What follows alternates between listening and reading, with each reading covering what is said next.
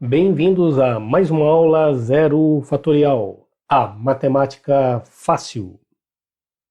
Na aula de hoje vamos aprender sobre os conjuntos numéricos.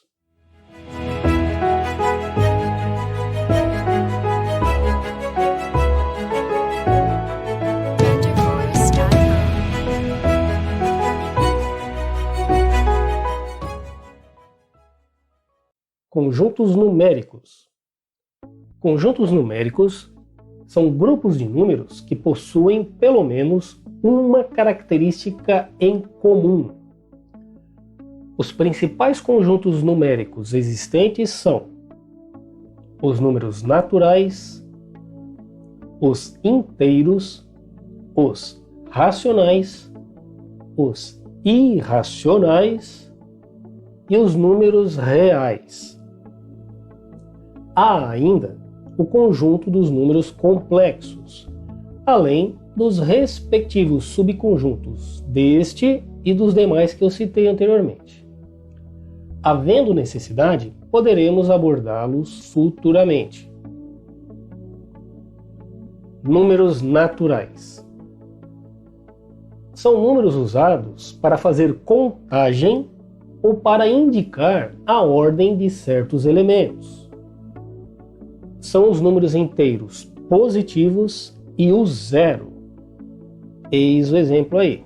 Começa do zero e vai de 1 em 1 até vai, praticamente sem ter fim. Números inteiros. São os números naturais, conforme acabamos de ver, e os números inteiros negativos. Eis o exemplo. Observe que todo número natural é também um número inteiro. E exatamente a junção dos naturais, que são o zero e os inteiros positivos, a junção destes com os inteiros negativos deu esse conjunto Z, que é o conjunto dos números inteiros. Números racionais. São os números que podem ser escritos na forma de uma fração ou razão, que é um sinônimo. E é de onde vem o termo racional. Desta palavra aqui, razão. De razão vem o termo racional. Ou seja, você tem um número inteiro A dividido por um número inteiro B. A e B são números inteiros e B deve ser diferente de zero. Isso define um número racional. Eis o exemplo aqui de um conjunto que poderia representar o conjunto dos números racionais.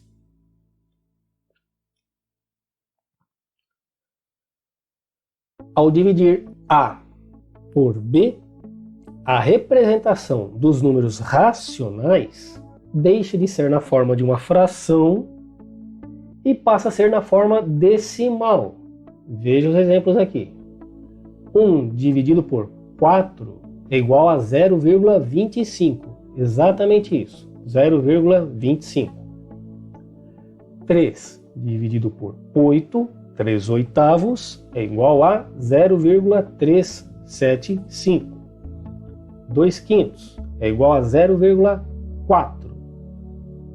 Estes são exemplos de decimais finitas, elas têm um fim, ou exatas, é um sinônimo também. Exato por quê? No caso do 2 quintos, é exatamente 0,4, parou ali no 4. Mas nem sempre os números racionais são desse modo, as frações.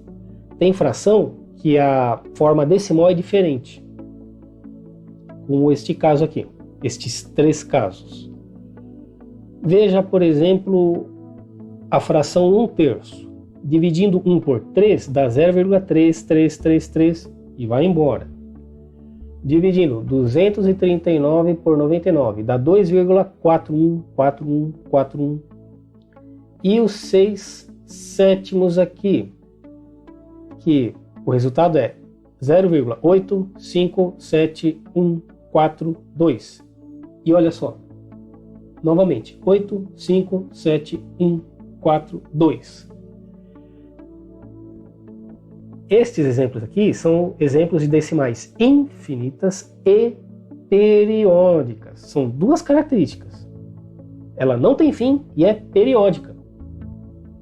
Veja no caso do 6/7 aqui. A periodicidade é de 6 dígitos. A cada 6 dígitos, os mesmos números se repetem na mesma ordem. No caso do 239 por 99, é 4141. São 2 dígitos. A periodicidade, né? Ela acontece na forma de 2 dígitos, o 4 e o 1. E no 1/3 é apenas um dígito, que é o dígito 3.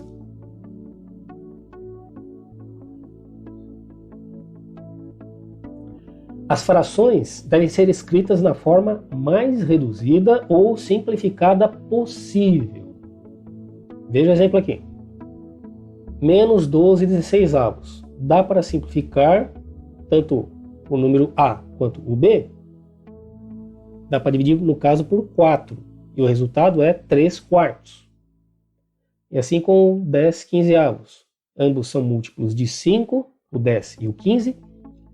Dividindo cada um por 5, você vai ter a fração equivalente, digamos assim, que é a forma mais reduzida do 10/15, que é o 2/3. E o outro exemplo aqui, menos 24/28. Esta fração ela pode ser simplificada e ficaria menos 6/7. Uma observação aqui interessante é que todo número inteiro é um número racional. Isso ocorre quando A e B são múltiplos entre si e B é diferente de zero. E não só isso, diferente de zero. Ele também tem que ser menor do que A. Veja o exemplo. 50/5, 50 quintos. Isso é igual a 10. Menos 240/60 é igual a 4 e menos 8/4 é igual a menos 2. Observe a sequência crescente de frações a seguir, que procura deixar mais claro isso que eu acabei de afirmar, que todo número inteiro é um número racional. Então temos frações cujo denominador sempre é o número 2. O B ali, né? Quem está fazendo o papel do número B. Genericamente B é um número, né? É um número genérico. Então é o 2 no caso. A mesma sequência é repetida abaixo, simplificando onde é possível, que são as frações em azul. 2 dividido por 2 é 1. 4 dividido por 2 é 2. 6 dividido por 2 é 3. Então, todo número inteiro, ele é um número racional. E ele é o quê? É a forma mais reduzida possível de um número racional, o número inteiro. Por quê? Como a gente vê no caso do 6/2. Ele pode ser simplificado para 3, né? Então, 3 é a razão na qual você tem o 6/2, né? 6/2 é 3. E assim, cada número inteiro ele representa, né, uma fração conforme eu acabei de explicar aqui. Ou seja, o número inteiro é a forma mais reduzida possível, não só dessas frações indicadas, mas como de qualquer fração. Qualquer fração. Desde que haja aquela condição que eu disse. O A e o B são múltiplos entre si e o B é diferente de zero e menor do que A. Números irracionais. Observe ali a letra I na palavra irracional que eu destaquei em vermelho. Os números irracionais são números que não podem ser escritos na forma de uma fração, ou seja, não é uma fração, não é racional. Por isso é que recebe o nome irracional. Esse I quer dizer não, não racional. Eles são decimais infinitas, não tem fim, e não periódicas. Exemplo, está aqui, raiz de 2. Raiz de 2, você vê que começa com, após a vírgula, 4, 1, 4, mas ó, já vem o 2, depois vem 1, 3, 5, 6. Não há uma periodicidade entre os números, ninguém aqui, ó, tem uma repetição, mas é local. Não há periodicidade aqui entre os números. E a conta não tem fim. Observe o raiz de 3, acontece a mesma coisa. Ah, e o raiz de 4? Raiz de 4 é exatamente 2. Então, não quer dizer que toda raiz é um número irracional. Uma parte das raízes. Outras são números racionais, números inteiros. O número inteiro é um número racional, né? Mas uma parte considerável das raízes são irracionais, como esses exemplos aqui.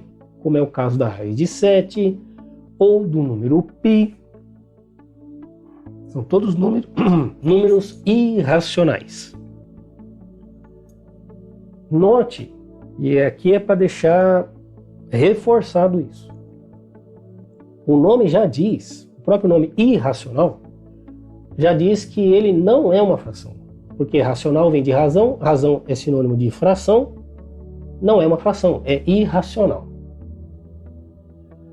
Por isso que nenhum número irracional pode ser escrito na forma racional, a forma fracionária. Não existe fração que represente, por exemplo, a raiz de 2. Raiz de 2 é raiz de 2. Né? Raiz de 3 é raiz de 3. O π é o π. Não tem uma fração. Ah, mas lembra, o π, ele é definido, ou foi, né, veio da divisão do perímetro de uma circunferência pelo seu diâmetro. É um conceito, o conceito do π, né? Ele começou assim, é o conceito dele, mas para todos os efeitos aqui, o que acontece? No final das contas, se descobriu que ele não é um número racional, porque acontece isso. Não tem periodicidade entre os dígitos que aparecem. Então, só por isso ele já não é um número racional. Ou seja, não tem uma fração que possa definir o número π. Não existe. Não existe. Pelo menos até hoje ninguém descobriu, né? E os números reais. Como acabamos de ver, o que a gente viu? Os números irracionais não podem formar um grupo maior que inclua os números racionais. Como isso não é possível, já que eles não são uma fração, resolveu-se então juntar esses dois grupos, os racionais com os irracionais. Assim, a reunião dos números racionais com os irracionais forma o conjunto dos números reais. É exatamente essa soma aí. Soma do grupo dos racionais com os irracionais. O exemplo aí do que seria uma representação do conjunto dos números reais. Um resumo gráfico aqui. Os números naturais eles, né, constituem o primeiro grupo que surgiu, o primeiro conjunto numérico, que é representado pelo zero e os inteiros positivos. Só que descobriu-se que tem também os inteiros negativos. E aí, os naturais formam um conjunto que é parte de um conjunto maior, que é o conjunto dos inteiros, que envolve o quê? Os inteiros negativos e os naturais, que é formado pelo zero e os inteiros positivos. Mas vimos que então os números inteiros são um subgrupo dos números racionais. E é um caso particular dos números racionais, os números inteiros. Agora, tem número que não pode ser representado na forma de uma fração. Por exemplo, a maioria dos números que são raízes quadradas. No é caso do exemplo que a gente tem aqui, menos raiz de 5, menos raiz de 2, raiz de 3, o π. São irracionais. Não existe uma fração que possa ser usada, né, para representar esse número de uma outra maneira. Não existe. Mas perceberam então que é possível juntar esses dois grupos. E a junção desses dois grupos aqui, os racionais com os irracionais, forma o conjunto dos números reais. Por quê? Você tem esse conjunto, que eu pintei no final aqui, tudo de verde, porque são todos eles números racionais, os verdes aqui, e os vermelhos são os irracionais. Os números reais é a junção desses dois grupos. Sendo que o grupo dos racionais, né, ele tem outros subgrupos dentro de si. Os irracionais não. É um conjunto distinto dos irracionais, né? Irracional, o conjunto dos números irracionais é um grupo ou um conjunto distinto do conjunto dos números racionais, que é o quê? Então, a soma deles dá o conjunto dos números reais. Muito agradecido, e se você gostou da aula, deixe o seu like. Se não gostou, dê o dislike, sem problema, mas justifique isso, por favor, comente, indique pontos de melhoria, assim podemos melhorar os nossos conteúdos. Inscreva-se no canal também, isso é muito importante, e ative as notificações, porque fazendo assim, tudo isso que eu estou pedindo, você ajuda o canal a ajudar você. Um grande abraço e até uma próxima!